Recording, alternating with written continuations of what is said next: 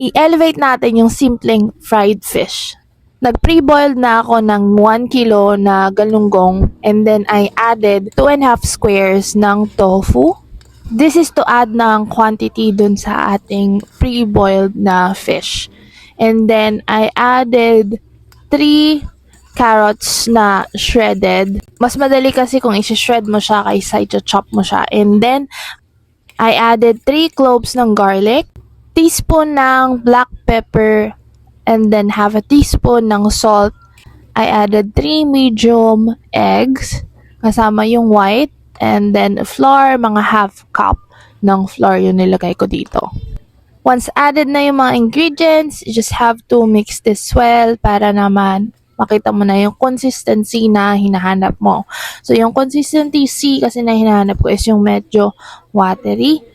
Ang gagawin kasi natin is fish ball. So, medyo watery yung gagawin natin na mixture para mas madali din siya na i-mold into balls.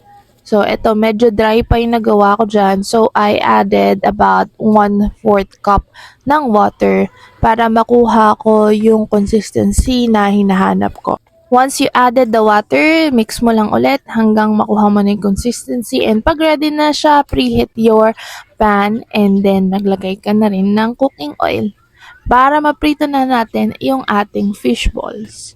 And using spoon lang, gamit ka para ma-mold mo siya into balls. And then, punuin mo lang yung pan mo but make sure na merong space para naman nakaka-breathe yung nilalagay mo na balls dito sa pan. And para din mas madali mo siyang i-flip later on.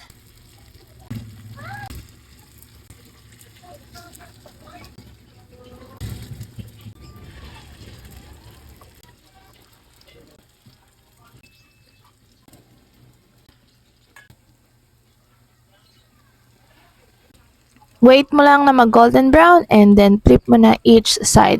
After mo maluto lahat ng balls on the same pan, hindi mo na kailangan hugasan, we can make our buffalo sauce. So, I added 2 tablespoon ng butter, half a cup of ketchup, and then mga 1 tablespoon ng sugar, and then half teaspoon ng black pepper. And then, mix well na lang. And then, once ready na yung sauce, you can add the fish ball. And then, just mix it until makoat mo lahat. Itong recipe na to, favorite to ng mga kids ko na gawin ko for them. Kaya mas madalas na nauubos to kapag ito yung niluluto ko ng isang kainan lang.